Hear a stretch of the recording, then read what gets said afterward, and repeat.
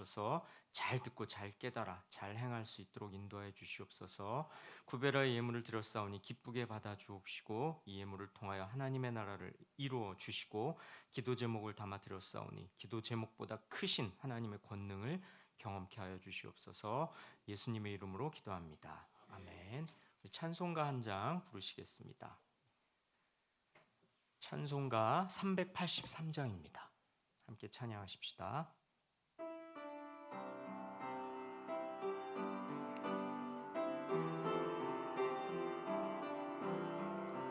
눈을 들어 산을 보니 도움 어디서 오나. 천지 지은 주 하나님 나를 도와주시네. 나의 발이 실족 않게 주가 깨어 지키며 택한 백성 항상 지켜 길이 보호하시네. 2절합니다. 도우시는 하나님이 내게 그늘 되시니 낮의 해와 밤의 달이 너를 상치 않겠네. 내게 화를 주지 않고 오늘 보호하시며 너의 출입 지금부터 영영 인도하시리.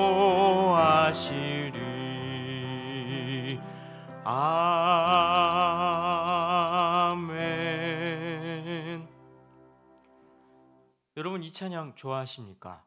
많은 분들이 즐겨 부르고 좋아하는 찬송이죠. 가사를 한번 꼼꼼히 살펴볼까요? 예, 제가 넘기겠습니다. 눈을 들어 산을 보니 도움 어디서 오나. 나는 지금 도움이 절실하게 필요한 상황인 것 같습니다. 아주 어려운 상황에 처해 있는 것 같은데요. 도움 어디서 오나 이렇게 탄식할 정도로요. 자, 그런데요, 도움을 구하면 구했지 왜 하필 산을 향해서 눈을 든다고 할까요? 왜 산을 향해서 눈을 들겠다는 건지 아직은 알 수 없습니다. 이어지는 가사를 좀 더 봐야지 알 것 같네요. 다음 가사 볼까요? 천지 지은 주 하나님 나를 도와주시네. 자신을 도와주실 분이 하나님이라고 고백합니다. 아, 그러고 보니 이 찬송은 시편 121편을 노래로 만든 거였네요. 아까 봤던 구절인데요. 시편 121편 1절 2절 다시 한번 함께 읽습니다. 내가 산을 향하여 눈을 들리라. 나의 도움이 어디서 올까? 나의 도움은 천지를 지으신 여호와에게서로다. 그렇습니다. 산을 향해서 눈을 들겠다는 건 자신을 도와주실 여호와 하나님을 바라보겠다는 뜻이죠. 그런데요, 왜 하필 산일까? 이 문제는 여전히 남아 있습니다. 하나님을 바라보겠다고 하면서 왜 하필 산을 향해서 눈을 든다고 할까요? 구약에서 산이란 여호와 하나님을 상징하기 때문입니다. 이사야서에는 이런 말씀이 있습니다. 함께 읽을까요? 나 여호와가 강림하여 시온산과 그 언덕에서 싸울 것이라. 그렇습니다. 구약에서 산은 하나님의 임재, 그러니까 하나님이 계시는 곳을 상징했고요. 자연히 이스라엘 백성들은 산 하면 하나님을 떠올렸죠. 하나님의 인도하심, 보호하심, 도와주심, 이런 생각을 구약의 이스라엘 백성들은 산을 보면서 하곤 했던 겁니다. 그래서 시편이 이렇게 노래한 거죠. 우리 성도님들은 산 하면 뭐가 떠오르십니까? 저는 한때 산을 굉장히 싫어했습니다. 왜냐하면 철없을 때죠. 주일날 등산 가는 사람들이 그렇게 꼴보기 싫었습니다. 저를 방해하는 것도 아닌데 왜 꼴보기 싫었을까요? 제가 좀 모교회가 집하고 굉장히 멀었던 시절이 있는데요. 집에서 교회를 가려면 지하철 타고 또 마을버스 타고 한참 들어가는 그런 시절이 있었어요. 지하철을 타면 주일날 이 빨간색 이 온갖 형형색색의 그 등산복을 입은 자들이, 그것도 마음에 안 드는데 삐죽한 등산 스틱을 들고 이렇게 타는 거예요. 그럼 이렇게 방해가 됩니다. 그리고 이제 본인이 잘 모르고서 이렇게 하는데 등산 스틱을 이렇게 뭐 어디 꽂고 이렇게 움직이면 사실 그거 굉장히 위험하거든요. 조심해서 이렇게 간수를 해야 되는데 막 걸거치고 마을버스 타는데 이렇게 휙 움직이면서 내 얼굴 이렇게 치고 실제로 이렇게 좀 맞은 적도 있고. 근데 뭐 그거 가지고 따지면 또 좀 그렇잖아요. 또 게다가 죄송합니다만 그러신 분들은 대부분 연세가 또 좀 있으신 분들이에요. 그래서 굉장히 못마땅했습니다. 저 나름의 잘못된 지론이죠. 산 좋아하는 사람 치고 신앙 좋은 사람 없다. 뭐 이런 생각을 철없을 땐 좀 했습니다.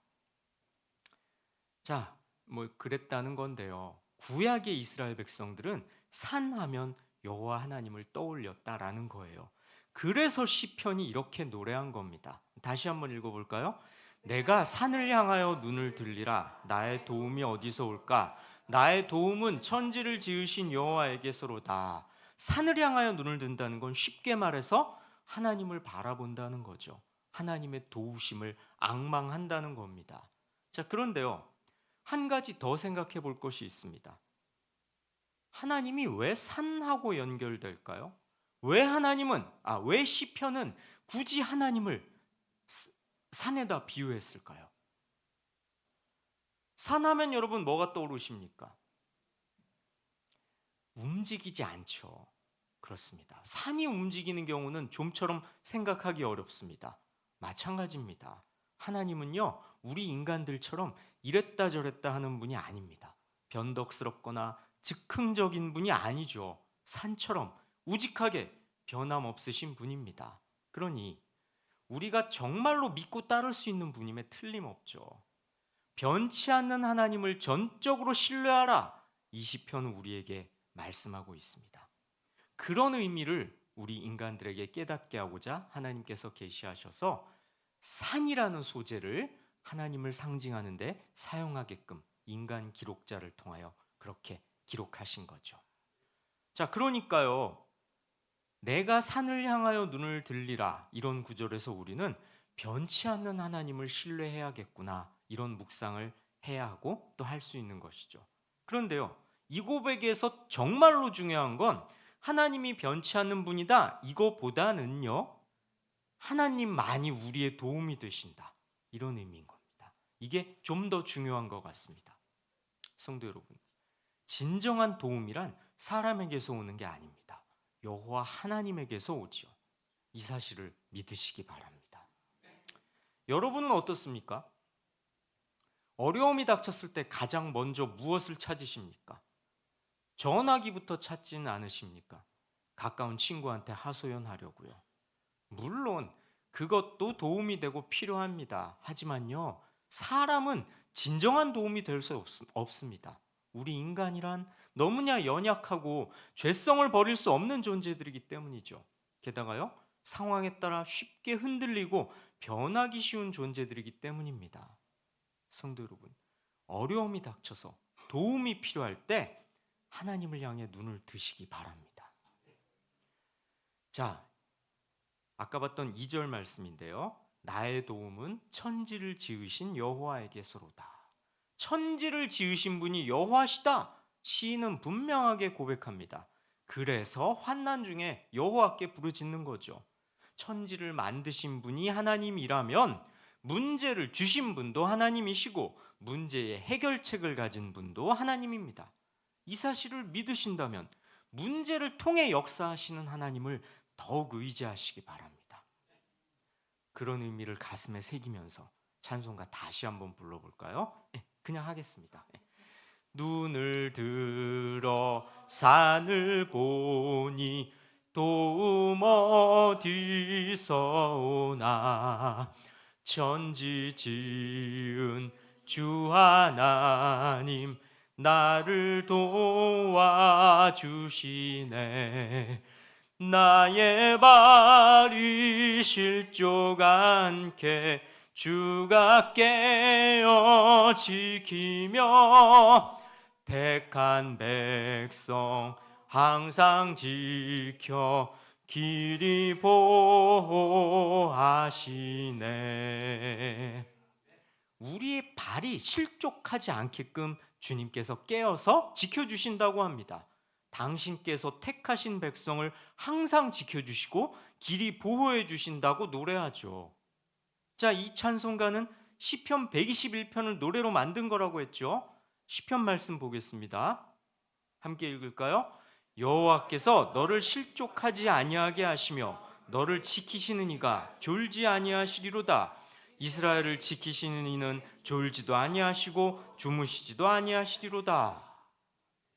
여호와 하나님께서는 우리를 지켜주시는데요, 졸지도 않으시고 주무시지도 않습니다. 언제 어디서든 우리를 보호하시는 분이죠.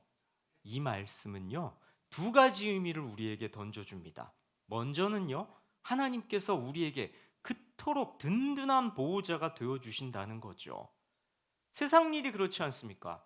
철저하게 지켰는데도 잠시 방심한 틈을 타서, 잠시 쉬러 간 틈을 타서 꼭 사달이 나지 않습니까? 주방 불이 그렇다면서요. 주방에 불 틀어놓고 잠깐 다른 볼일 하러 오면 뭐 끓어서 넘치고 타서 눌어붙고 뭐 그런다지 않습니까? 저는 잘 모릅니다. 가급적 주방에 안 들어가서요. 집에서도 요리를 안 해 먹습니다. 저는 그게 싫더라고요. 맨밥에 통조림 먹는 게 편한 뭐 그런 사람인 것 같아요. 저는. 주방에 안 들어가서 모르는데 하여튼 뭐 주방 불이 대표적인 그런 경우죠. 잠시 방심하면 일이 나는 뭐 그런 거 아닙니까? 하지만 하나님께서는 쉬지 않고 우리를 지켜주시는 분입니다. 그러니 그런 하나님을 우리는 철저하게 신뢰해야 하지 않겠습니까? 그런데요, 이 말씀은 우리에게 또 다른 무게로 받아들여져야 합니다. 하나님이 졸지도 않고 주무시지도 않고 우리를 지켜주신다는 말은 하나님이 쉬지 않고 우리를 지켜보시는 분이다, 이런 뜻이기도 하죠. 우리는 하나님의 눈을 피할 수 없는 존재들이라는 겁니다. 성도 여러분, 이 말씀은 아주 의미심장합니다. 우리가 죄의 마음을 뺏길 때 은근슬쩍 하나님의 눈을 피하고 싶을 때가 있죠. 이 정도는 하나님께서 눈 감아 주시겠지, 이렇게 바랄 때가 있다는 겁니다. 우리 마음을 뺏어가는 세상의 많은 좋은 것들이란 우리로 하여금 하나님의 눈길을 슬쩍 피하고 싶게끔 합니다. 성도 여러분, 졸지도 주무시지도 않는 하나님은 우리를 쉬지 않고 지켜주십니다. 하지만 한편으로는 늘 언제나 우리를 감찰하시는 분임을 잊지 마시기 바랍니다. 잠언도 이렇게 말씀하지 않습니까? 잠언 말씀 함께 읽습니다. 여호와의 눈은 어디서든지 악인과 선인을 감찰하시느니라. 그렇습니다. 하나님은 침묵하시는 것 같지만 언제나 어디서든지 우리의 선과 악을 지켜보시는 분입니다. 그러니 하나님의 눈을 피하고 싶은 마음이 들 때 우리는 그걸 멈춰야 합니다. 그런데요, 아까 봤던 3절을 눈여겨볼 필요가 있습니다. 다시 한번 읽어볼까요? 여호와께서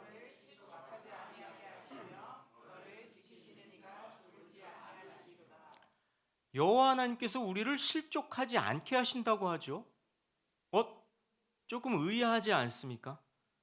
우리는 세상을 살면서 자주 실족합니다. 넘어진다는 거죠. 자주 죄에 빠집니다. 세상에 빠져서 실패하기도 합니다. 하나님을 떠나기도 하죠. 말씀하고 안 맞는 것 같지 않나요?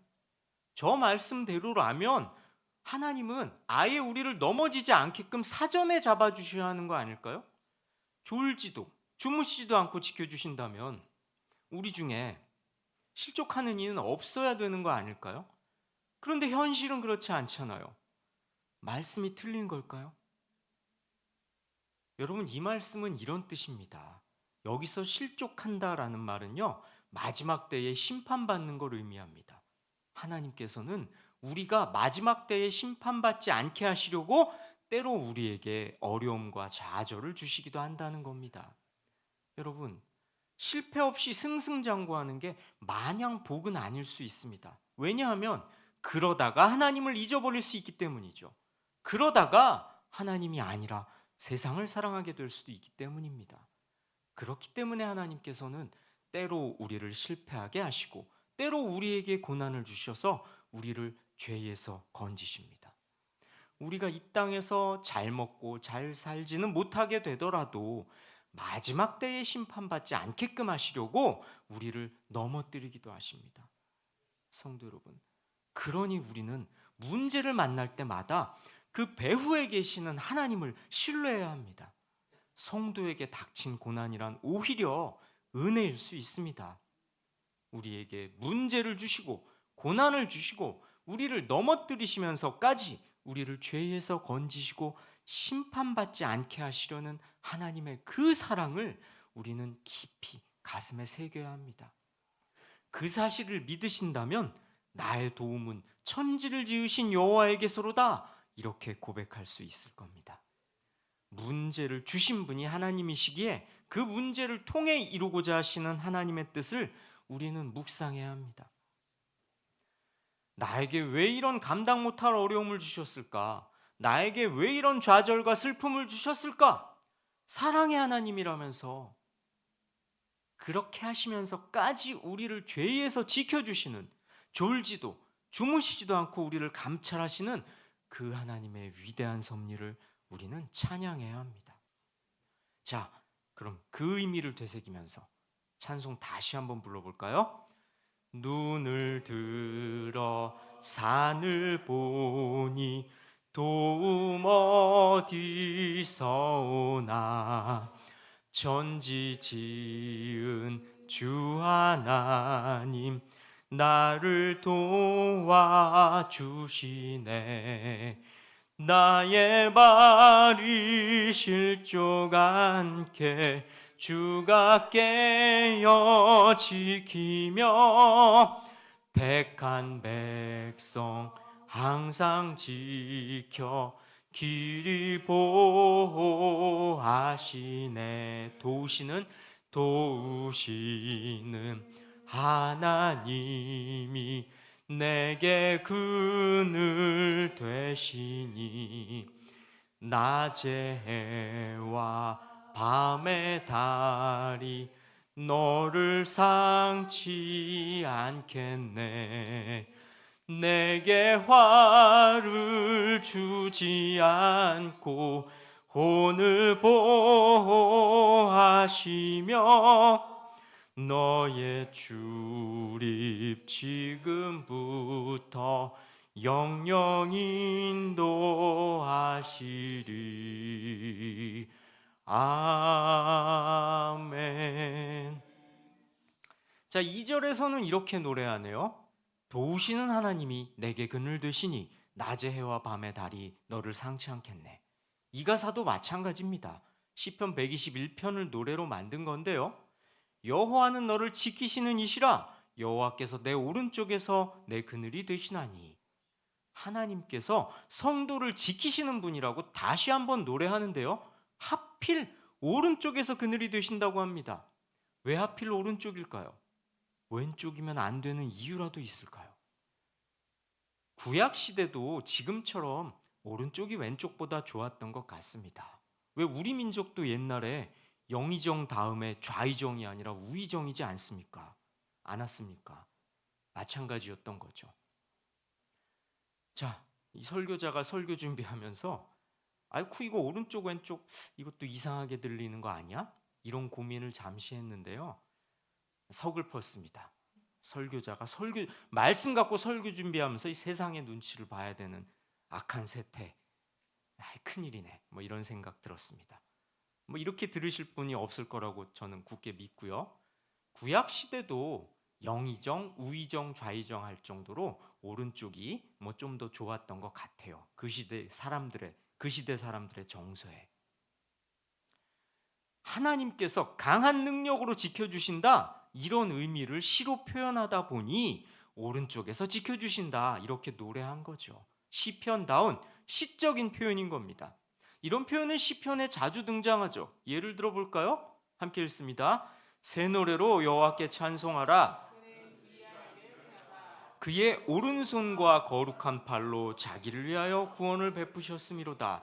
무슨 손으로 구원을 베푸셨다고요? 오른손으로. 이사야서도 이렇게 말씀합니다. 함께 읽습니다. 두려워하지 말라. 내가 너와 함께함이라. 놀라지 말라. 나는 내 하나님이 됨이라. 내가 너를 굳세게 하리라. 참으로 너를 도와주리로. 참으로 나의 의로운 오른손으로 너를 붙들리라. 역시 마찬가지죠. 오른손으로 당신의 백성을 붙드시겠다고 말씀합니다.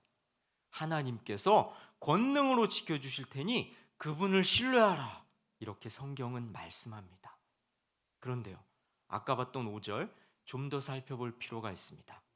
여호와는 너를 지키시는 이시라. 여호와께서 내 오른쪽에서 내 그늘이 되시나니. 하나님께서 지켜주시는데 그늘이 되신다고 합니다.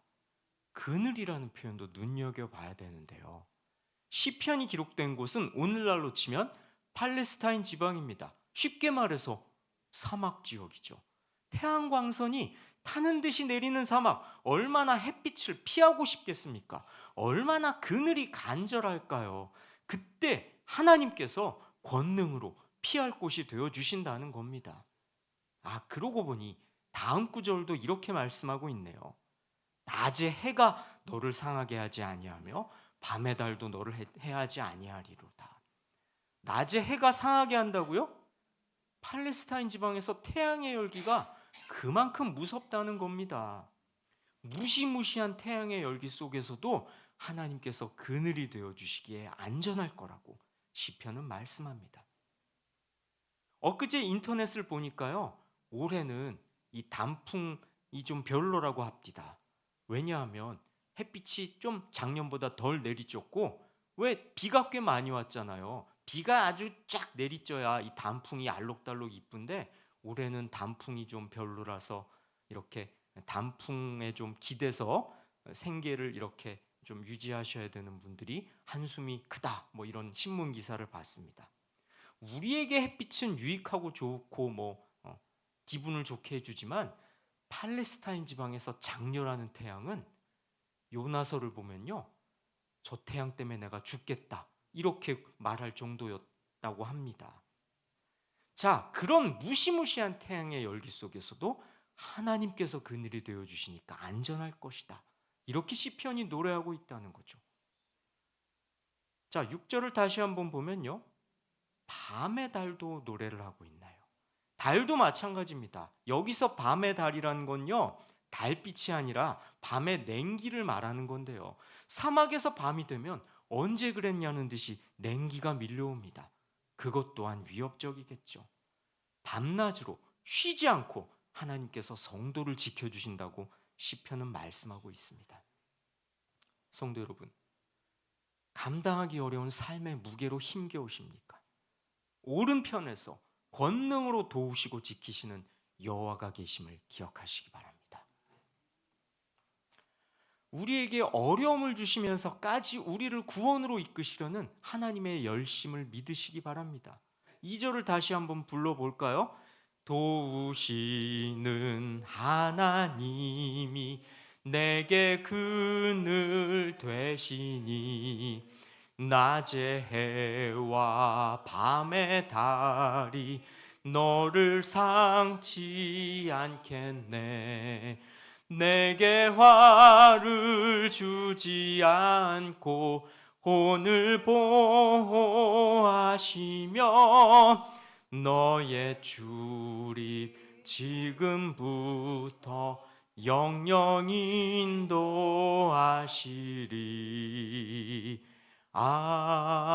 아멘. 이 가사도 마찬가지입니다. 시편 121편을 볼까요? 7절에 이렇게 말씀합니다. 여호와께서 너를 지켜 모든 환난을 면하게 하시며 또 내 영혼을 지키시리로다. 여호와께서 모든 환난을 면하게 하신다고요? 아니, 그럼 지금 환난을 겪고 있는 자들은 뭡니까? 예기치 않은 사고, 자연재해, 질병, 이런 어려움 속에 있는 자들에게는 이 말씀이 적용되지 않았다는 뜻일까요? 하나님께서 지켜주신다면서요. 그렇습니다. 이 말씀도요, 앞에서 본 3절과 마찬가지 의미죠. 여기서 환난이란요, 이 세상에서 겪는 어려움을 말하는 게 아니고요, 마지막 때에 겪게 될 심판을 말하는 겁니다. 하나님께서는 우리가 아무런 어려움도 겪지 않은 채 탄탄대로만을 가게 하시는 분이 아닙니다. 때로 우리에게 역경을 주시고 고난에 처하게 하시면서까지 우리를 연단하시고 죄에서 건지시고 올바른 길로 인도하셔서 마침내는 구원에 이르게 하시는 분입니다.